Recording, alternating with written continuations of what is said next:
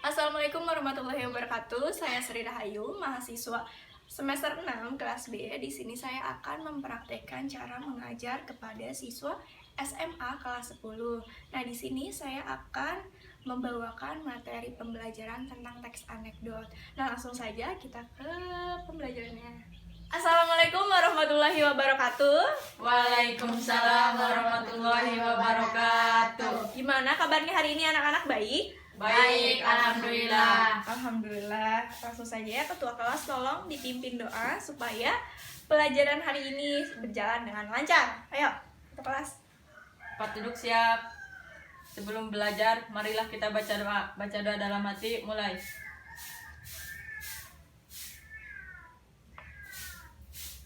Doa selesai. Beri salam. Assalamualaikum warahmatullahi wabarakatuh. Waalaikumsalam warahmatullahi wabarakatuh. Ya, Ibu langsung absen saja ya. Hari ini siapa yang nggak masuk?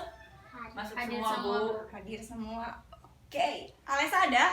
Ada. Udah sembuh Alesa? Udah, ya. Anak-anak, sebelum Ibu menjelaskan mengenai materi pembelajaran pada hari ini, Ibu ingin mengulas terlebih dahulu nih materi pada minggu kemarin. Apakah ada yang ingat minggu kemarin kita ngebahas apa? Puisi. Ya benar, puisi itu apa, Ratu Eha? Puisi adalah salah satu karya sastra yang indah dan bersifat imajinatif. Iya benar sekali. Ada penambahan dari Didin?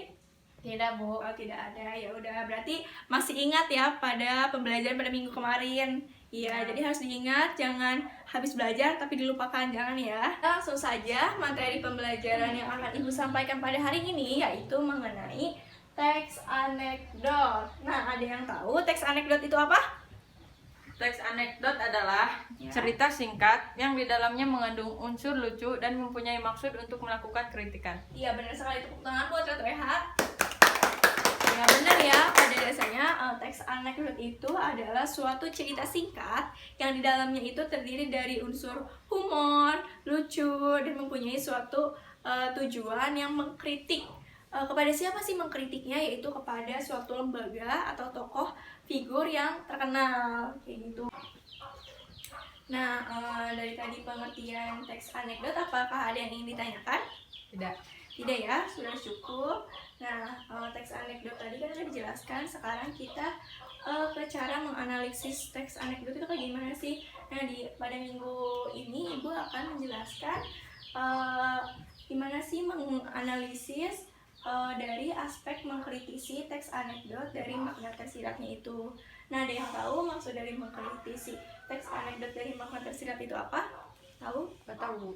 Nggak tahu ya. Jadi di sini tuh mengkritisi teks anekdot dari makna tersirat itu ada 3 pokok. Yang pertama itu apa yang dibahas, Terus yang kedua ada unsur humor. Unsur humor apa yang ada di dalam teks tersebut. Yang ketiga itu ada kritik dari makna tersiratnya. Nah, jadi ketika kita akan menganalisis teks anekdot dari aspek mengkritisi teks anekdot dari makna tersirat ini, kita harus memperhatikan atau menganalisis 3 unsur ini, yaitu unsur apa yang dibahas dalam teks tersebut, lalu ada unsur humor apa yang ada dalam teks tersebut, sama yang ketiga itu kritikan atau kritik makna tersiratnya itu apa di dalam teks tersebut. Nah, di sini Ibu berharap pada pembelajaran ini kita bisa mengevaluasi teks anekdot dari aspek maknanya, terus yang kedua itu kita bisa mengkonstruksi makna tersirat di dalam teks anekdot tersebut. Nah, paham sampai sini? Paham. Ada yang ingin ditanyakan? Tidak. Ya udah, lanjut ya. Nah, di sini Ibu sudah mempunyai 2 contoh teks anekdot. Nah, ini yang pertama dan ini yang kedua. Yang pertama itu yaitu dosen yang juga menjadi pejabat, dan yang kedua itu ada cara keledai membaca buku. Nah, cara menganalisisnya gimana, Bu? Nah, cara menganalisisnya itu tadi yang Ibu bilang dari 3 pokok ini. Nah, pada 3 pokok itu apa sih yang dibahas di dalam teks ini yang pertama ini? Nah, apa sih pembahasan dari teks pertama ini? Yaitu pertama itu ini Dosen yang menjadi pejabat. Dosen yang menjadi pejabat itu adalah pokok adalah pembahasannya. Terus yang kedua itu unsur humornya itu ada di mana, Bu? Nah, biasanya unsur humor itu ada di paragraf terakhir atau kalimat terakhir. Nah, mana sih unsur lucu di dalam teks ini? Tahu? Sudah mengerti? Mengerti. Kamu sudah mengerti. Jadi Ibu tidak mencontohkan, jadi kamu langsung menentukan apa? Jadi unsur humornya itu Ya. kan si Tono bilang ya kalau dia berdiri takut kursinya diambil orang lain. Iya. Itu unsur humorisnya di situ. Iya, benar sekali ya. Ini ya berarti ya. Ya, mana ya? Di bawah. Yang bawah ya. Oh, ini ya. Iya. Ya, kalau dia berdiri, dia takut kursinya diambil orang lain. Nah, benar, ini adalah unsur humornya. Nah, apa tahu kalau kritikannya itu kamu tahu nggak yang mana? Enggak. Nggak tahu ya. Jadi kritikannya itu yaitu seorang pejabat yang takut kedudukannya diambil atau direbut oleh orang lain. Nah, kritikannya itu adalah itu. Nah, sampai sini ada yang ingin ditanyakan, apa masih bingung nih kayak Mas Bu, unsur humor sama kritik itu apa bedanya? Apa yang mau ditanyakan? Masih ada yang ingin ditanyakan? Tidak ya? Ya, jadi kalau kalau yang dibahasnya itu kayak apa isi dari teks tersebut, kayak judulnya itu apa kalau dari apa yang dibahas. Terus yang kedua itu humor itu adalah kalimat mana sih yang lucunya gitu tuh. Terus yang ketiga itu kritikannya itu kayak kesimpulan atau pandangan kita terhadap apa yang dikritik dalam si teks tersebut. Nah, lanjut ke contoh kedua. Contoh kedua itu cara keledai membaca buku. Nah, tadi kan Ibu sudah mencontohkan nih pada teks yang pertama, mencontohkan mana pembahasannya, mana unsur humornya, dan mana kritikan makna tersiratnya. Nah, lanjut kita ke teks yang kedua. Nah, teks yang kedua ini lumayan banyak ya. Jadi kita langsung saja ke teks kedua. Jadi di sini Ibu akan memberi waktu buat kalian untuk membaca terlebih dahulu. Nanti kita tentuin sama-sama ketiga pokok tersebut. Nah, bacanya Ibu kasih waktu selama 2 menit. Ya, silahkan. Ya, sudah cukup ya, 2 menit sudah berlalu. Coba Ratu Eha, tolong kamu tentukan nih mana pembahasannya, mana unsurnya, dan mana unsur kritikannya. Silahkan. Nanti kamu garis aja spidolnya warna hijau ya, biar membedakan. Ya, silahkan. Tentukan ketiga pokok makna tersiratnya. Pembahasannya yang mana? Pembahasannya yang ini nih. Ya, tulis saja pembahasan. Yaitu pembahasannya.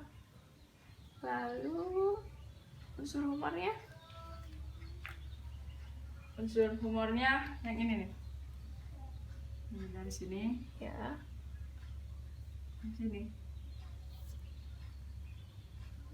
Humor. Kritikannya. Kritikannya nih, dari sini nih. Jadi kalau kita bukan tanpa mengetahui isinya, berarti Bukan. Ya, benar. makna tersirat.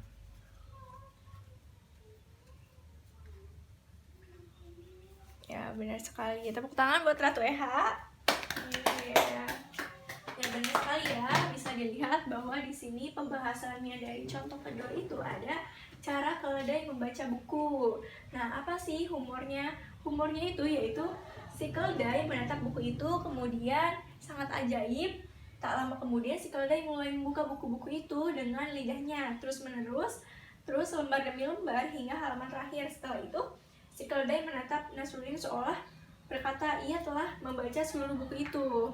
Nah, sedangkan makna tersiratnya yaitu jadi kalau kita juga membuka buku-buku tanpa mengetahui, jadi kita yang dimaksud di sini adalah manusia.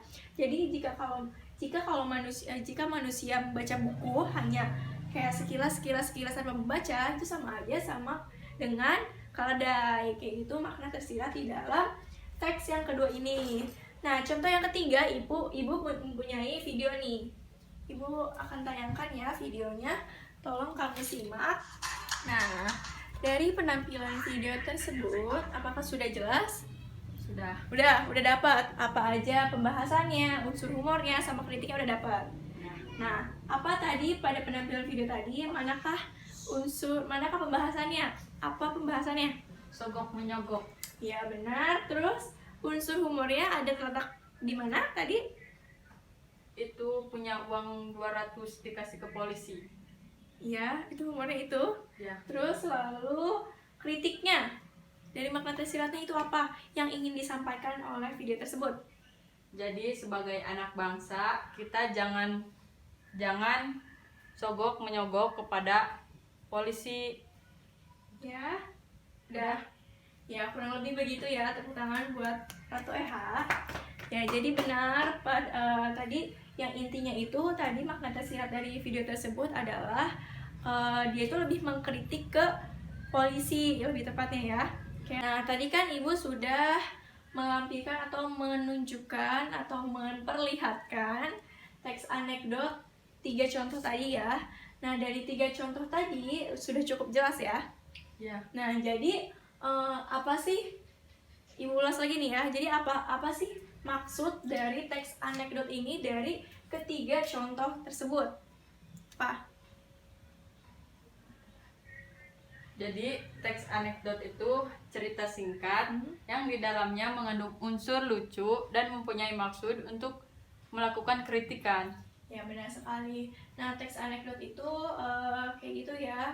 Nah, teks anekdot juga biasanya seperti yang tadi kita lihat di contoh, biasanya teks anekdot itu ada di kehidupan kita, di kehidupan nyata. Karena emang teks anekdot itu cerita nyata atau sindiran nyata kepada seseorang atau lembaga, tetapi penyampaiannya itu melalui cerita-cerita yang lucu, kayak gitu ya. Jadi cukup paham sampai di sini? Paham? Paham ya? Lalu setelah Ibu menjelaskan ini, tolong kalian bagi kelompok menjadi 5 orang. Jadi satu anggotanya itu 5 orang. Lalu kalian buat cerita teks anekdot yang singkat saja. Setelah itu kalian tentukan nih mana pembahasannya, mana unsur humornya, lalu kritik dan makna tersiratnya itu apa. Kayak gitu. Mengerti? Mengerti. Apa masih ada yang ingin ditanyakan? Udah cukup. Cukup. Ya udah, Ibu kasih waktu selama 10 menit cukup. Cukup. Untuk membuat teks anekdotnya dan analisisnya. Cukup ya? Ya, Ya cukup. udah, 10 menit dimulai dari sekarang. Sudah selesai pengerjaannya? Sudah. Sudah selesai. Tapi sayang sekali ya waktunya sudah mau habis. Jadi kita bahas nanti minggu depan kita akan bahas mengenai pekerjaan kalian yang berkelompok ini. Jadi Ibu tegaskan lagi, teks anekdot di sini adalah teks anekdot itu merupakan suatu cerita singkat yang di dalamnya itu terdapat unsur humor, unsur lucu, terus yang bermaksud untuk mengkritik suatu lembaga atau suatu tokoh atau figur yang terkenal. Nah, biasanya juga teks anekdot itu ada di kehidupan sehari-hari. Nah, udah cukup jelas ya bahwa teks anekdot itu adalah itu, ya. Cukup jelas. Jadi mungkin cukup sekian sampai di sini. Ibu tutup saja ya. Ya, tolong kalian silakan tutup bukunya, siapkan tasnya. Ya, sudah selesai. Ya, langsung saja ketua kelas untuk memimpin doa. Silakan. Tempat duduk siap. Sebelum pulang, marilah kita baca doa. Baca doa dalam hati, mulai. Doa selesai. Beri salam. Assalamualaikum warahmatullahi wabarakatuh. Waalaikumsalam warahmatullahi wabarakatuh.